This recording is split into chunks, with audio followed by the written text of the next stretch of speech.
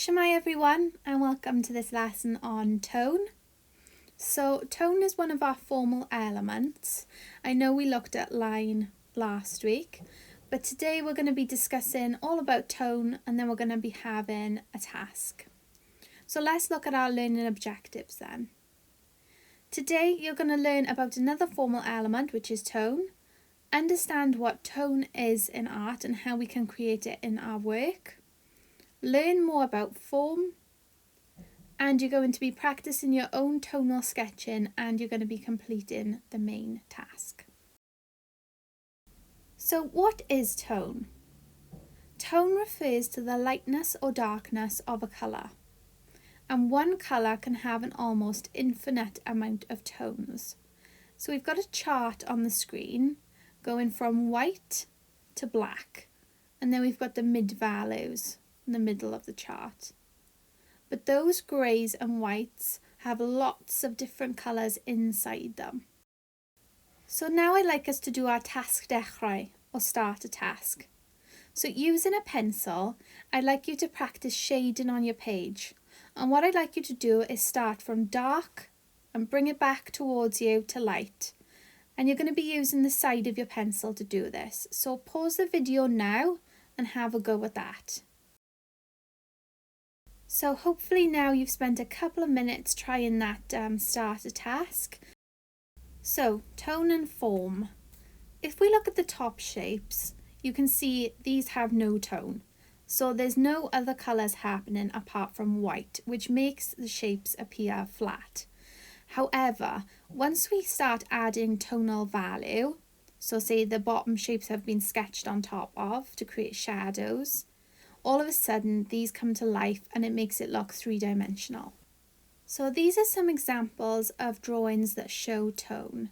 So can you see the various types of tones which have been made? There is a range of different greys, whites and blacks that have been created to add tonal value in these sketches. And these look really realistic, don't they guys? So that is something that we want to achieve when we try and do our main task. But tone doesn't always have to look like that.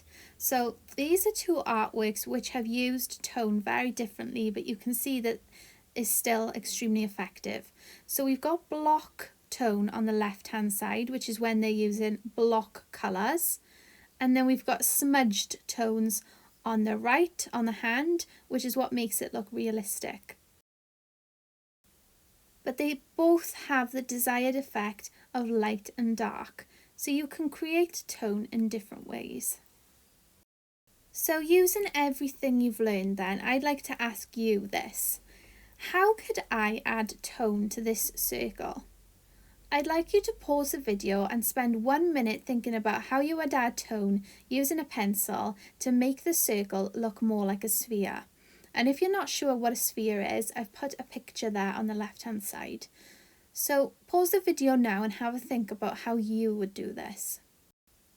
So hopefully you've spent some time thinking of your answer, but before I show you, I'd like to ask you this. What do you think is wrong with this piece of work? Do you think it shows good tonal value? So it's not necessarily that this piece of work is just messy to the viewer, but they haven't created gradual and smooth tones with their shading. So they're probably not using the side of their pencil, maybe they're directly pushing it down with a firm pressure. And when you're creating your work, you want it to look really realistic. There is a technique which uses lines like this called hatching. So does anyone remember hatching from last week's lesson online then? Hatching is shading with closely drawn parallel lines, and this effect can create tone in your work. However, it's usually controlled, considered and thought about to make the effect look realistic. So this is my sphere that I created, I think it was last week, and you can see that I was very smooth with my pencil and I kept building up those darker tones, making sure that I had a realistic effect.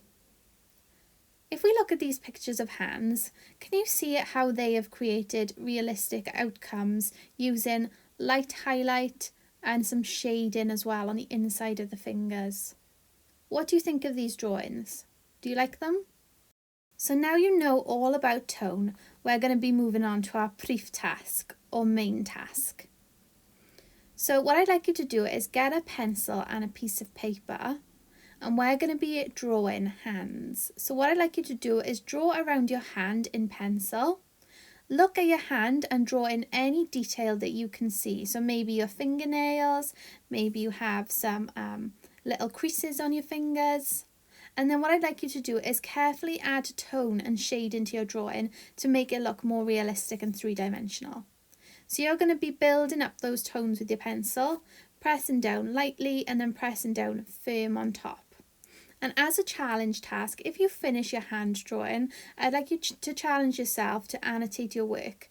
So underneath your drawing, you might be saying, I have used tone in my drawing by.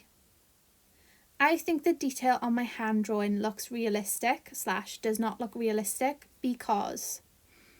And this is what really gets you the high marks, guys. So I'd like you to try and do this challenge task if you can. Good luck and hoil for now.